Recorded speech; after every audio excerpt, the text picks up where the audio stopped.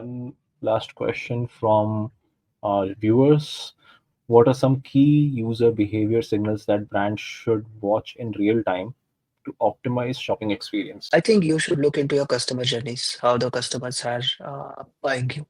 Anytime you will able to track those journeys via different tools. And if you are getting some signals, okay, these journeys are working, these journeys are not working, please understand customers behaves in a particular fashion in India. When the sale starts, when the sales peak, when the Saturday comes, when the Sunday comes, when there are BAU days, and every brand, every product are you will be able to track those patterns. You need to understand the God is in the data. You need to understand how this what signals are coming for your brand.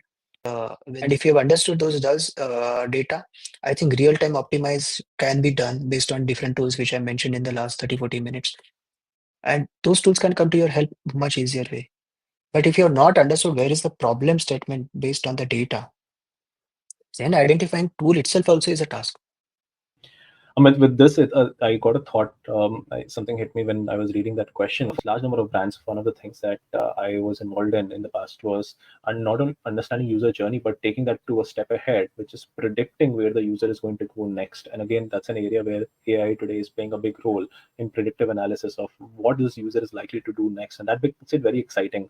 One, if you know where the user is going to go next, you can customize that page for them in real time, and that takes a bit of effort, but you can automate that journey and that effort, and that gives a wonderful result because you again tying it back to when you called out that personalization is key.